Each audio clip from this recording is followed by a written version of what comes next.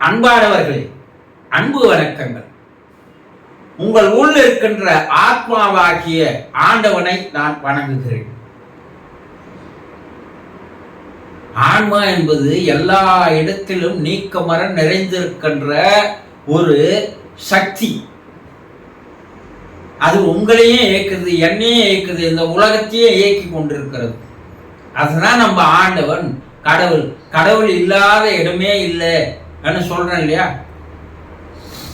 அப்போ நீங்களும் கடவுள், நானும் கடவுள் தான். பார்க்கிற எல்லா ஜீவராசிகளும் கடவுள் என்ற ஒரு மனோபாவம் யாருக்கு வருகிறதோ அவன் நிச்சயமாக அவனும் கடவுளாக மாறுவான். அந்த கருணை, அந்த பார்வையில ஒரு மாற்றம் எப்போ வருதோ அப்பதான் வாழ்வே என்னன்னு உங்களுக்கு தெரிய ஆரம்பிக்கும். வாழ்வுடைய குறிக்கோள், லட்சியம் என்னன்னு புரிய ஆரம்பிக்கும். நம்ம எதுக்காக வந்துக்கிறோம், எதை தேடுறோம், எதை அடையணும்ன்ற ஒரு நோக்கம் உங்களுக்கு தெரியும். வாழ்க்கையினுடைய அர்த்தமே புரியாத வாழ்றோம். ஒருவர் தொலைபேசியில் தொடர்பு கொண்டு,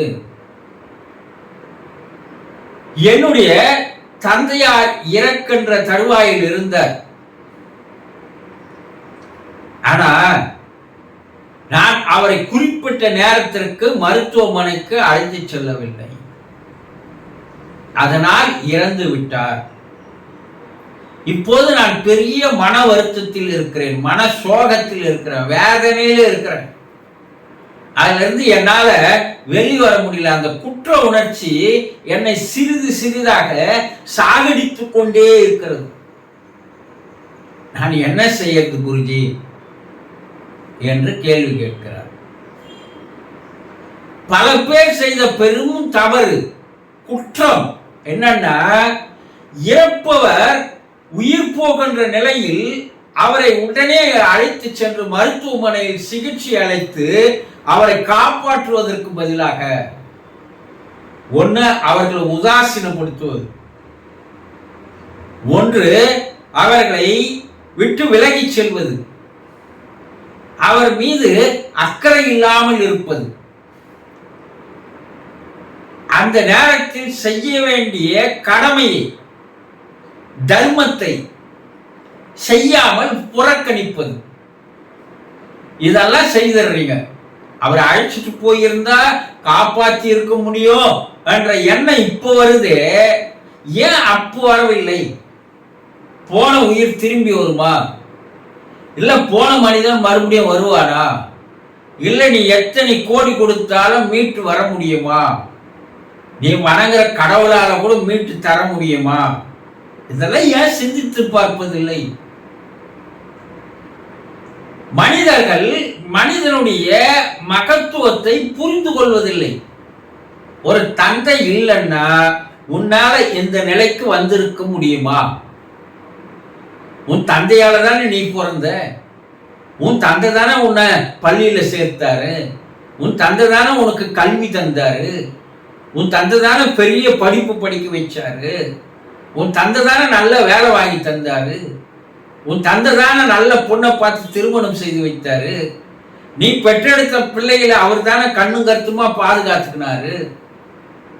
தன்னுடைய வாழ்நாள் முழுவதையும் அவருக்காக எதையும் அனுபவிக்காமல் மொத்தத்தை செலவு செய்தது யாருக்காக? ஒரு பிறவியே உங்களுக்காக அவர் தந்திருக்கிறார். வேற யாராவது உங்க சகோதரர்கள், சகோதரிகளை அல்லது உறவினர்கள், நண்பர்கள் யாராவது உங்களுக்கு இந்த உயர்நிலையை கொண்டு வந்திருப்பார்களா? அட, இறைவனை வணங்குறிய அந்த இறைவன் செய்திருப்பானா? இல்ல இல்ல. அப்போ கடைசி காலத்தில் அவர்கள் காலம் பூரா உழைச்ச அந்த உடம்பு, அந்த மனசு தளர்ந்து போகுது. அதனால அந்த உடலும் மனமும் பலவீனமாகிறது. இது இயற்கையான ஒன்று. எந்த நேரத்துல நீ அவரை கனிவோடு பார்த்து கொள்ள வேண்டும் என்றால் அந்த கடைசி காலத்துல தான் பெற்றோர்களை பிள்ளைகள் கண்ணும் கருத்துமாக குழந்தைகளை பார்ப்பது போல அவர்களை பார்த்து வளர்க்க வேண்டியது கடமை. இது ஒவ்வொரு பிள்ளையினுடைய கடமை. ஆனா அதை என்ன செய்யறீங்க? புறக்கணிக்கிறீர்கள், பெரும் பாவத்திற்கு ஆளாகிறீர்கள். இந்த பாவம் உங்களை சும்மா விடுமா? எத்தனை ஜென்மங்கள் எடுத்தாலும் இந்த பாவம் உங்களை தொடர்ந்து கொண்டே இருக்கும். அது பழிவாங்கி கொண்டே இருக்கும், தண்டனை தந்து கொண்டே இருக்கும். தேவையா? இப்ப ஃபீல் பண்ணி ஐயோ நான் காப்பாற்றாதான் விட்டுட்டேனே, இப்ப என்ன செய்யறதுன்னா நீ பெரும் பாவத்தை வாங்கி கொண்டாய். அந்த பாவத்திலிருந்து தப்பிப்பதற்கு வழியே கிடையாது. உன்னுடைய மனசாட்சி கடைசி காலம் வரைக்கும் உன்னை சிறுக சிறுக சிறுக சாகடித்து கொண்டே இருக்கும். நீ உன்னுடைய பெற்றோருக்கு செய்த அதே நிலை உன் பிள்ளை உனக்கு செய்வான். அது வரும் மறுபடியும் என்பதை நினைவில் கொள்ள வேண்டும். இப்ப இருக்கிற பிள்ளைங்க, இப்ப இருக்கிற பெற்றோர்களுக்கு நீங்க என்னென்ன செய்யறீங்களோ, துரோகங்கள் செய்றீங்களோ, ஏமாத்துறீங்களோ, அவர்களை புறக்கணிக்கிறீங்களோ, அவர்கள் மேல அக்கறை இல்லாத இருக்கிறீங்களோ, இதெல்லாம் எங்க போயிடாது. இது அப்படியே ஒரு ரொட்டேஷன்ல நீ வயதான காலத்தில் உன்னுடைய பிள்ளை நீ உன்னுடைய பெற்றோர்களுக்கு செய்ததை விட அதிகமாக உன்னுடைய பிள்ளைகள் உங்களுக்கு செய்வார்கள். விதை போட்ட அது பின்னால் விளைவுகளை தருகிறது என்பதை சிந்தித்து பார்ப்பதே இல்லை.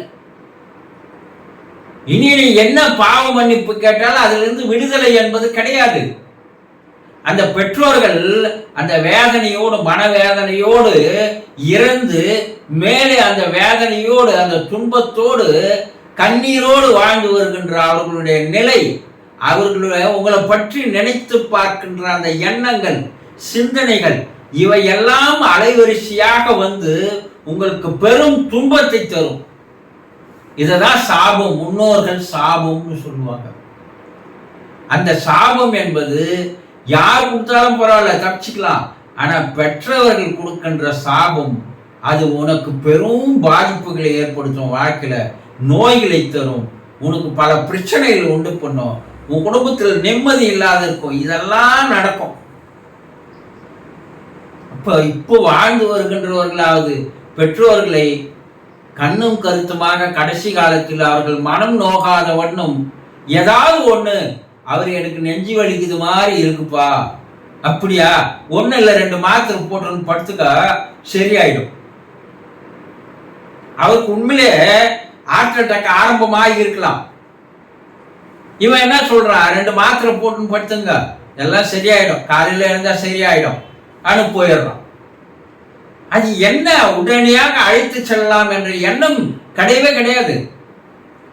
காலையில் அவர் என்ன ஆயிடுறாரு, இறந்து விடுகிறார். இப்ப பால்மாறாத ஒரு மருத்துவமனைக்கு அழைத்து சென்றால் அவரை காப்பாற்றி இருக்கலாம் அல்லவா? அப்ப செய்த தவறு யாருது? இந்த அலட்சியம்தான். அட அவனால என்ன ஆக போகுது, இனிமேல் ஒண்ணும் கிடையாது, அவருக்கு நம்ம செய்யறதெல்லாம் வீணு தண்டம், அது ஒரு மூலையில இருந்துன்னு போட்டோம், அதை பற்றி கவலைப்படக்கூடாது என்ற மனோபாவம் இன்றைய பிள்ளைகளுக்கு அதிகமாக இருக்கிறது. ஆனால் பின்னால் அதற்கு உண்டான விளைவுகளை சந்திப்பீர்கள் என்பதை மனதில் நினைத்து கொண்டு பெற்றோர்கள் ஏதாவது ஒன்று உடல்நிலை சரியில்லை என்று சொல்லும்போது தயவு செய்து அவர்களை மருத்துவமனைக்கு அழைத்து சென்று மருத்துவ உதவிகள் செய்து அவர்கள் இயற்கையாக உயிர் போகின்ற நிலைக்கு கொண்டு வாருங்கள். அதுவே நீங்கள் பெற்றோர்களுக்கு செய்கின்ற நல்ல கடமை, கடன் என்பதை புரிந்து கொள்ளுங்கள். சந்தோஷம்.